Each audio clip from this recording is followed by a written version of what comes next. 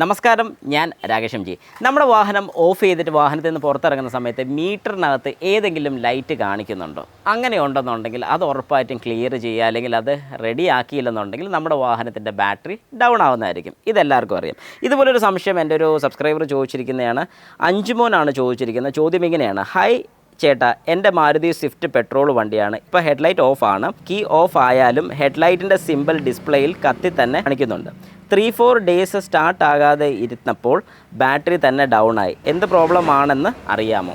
Okay, നല്ലൊരു question ആണ്. ശരിക്കും പറഞ്ഞാൽ ഇതിൽ എന്താണ് പ്രോബ്ലം എന്ന് ചോദിച്ചു കഴിഞ്ഞാൽ, ഇത് നമ്മുടെ കോമ്പിനേഷൻ സ്വിച്ച്, അതായത് നമ്മുടെ വാഹനത്തിൻ്റെ ഹെഡ്ലൈറ്റ് ഓൺ ഓഫ് ചെയ്യുന്ന കോമ്പിനേഷൻ സ്വിച്ചിന് കംപ്ലയിൻറ്റ് വരുമ്പോഴാണ് സാധാരണ ഈ പറഞ്ഞൊരു പ്രശ്നം കാണിക്കുന്നത്. ഇത് ശരിക്കും പറഞ്ഞു കഴിഞ്ഞാൽ ചില സിറ്റുവേഷനിൽ ഹെഡ്ലൈറ്റ് ഓൺ ആവണമെന്നില്ല, ലൈറ്റ് മാത്രം മീറ്ററിൽ ഓണായി കാണിക്കും. ചില സിറ്റുവേഷനിൽ ഹെഡ്ലൈറ്റും കൂടെ ഓൺ ആകുന്നുണ്ട്.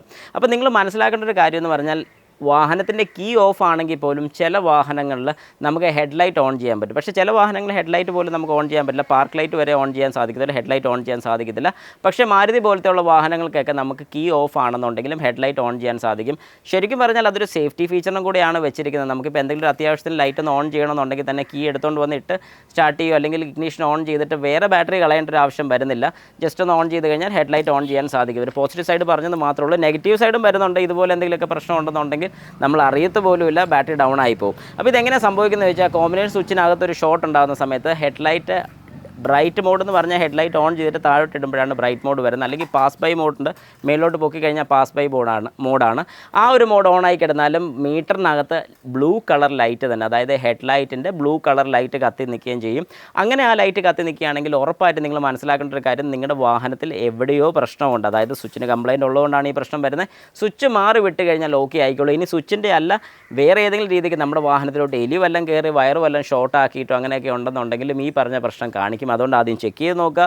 ചെക്ക് ചെയ്ത് കൺഫേം ചെയ്തിട്ട് മാത്രം മാറുക എന്നേ ഞാൻ പറയത്തുള്ളൂ. പക്ഷേ ഇങ്ങനെ വെച്ചുകൊണ്ടിരുന്ന് കഴിഞ്ഞാൽ ബാറ്ററി ഡൗൺ ആവും.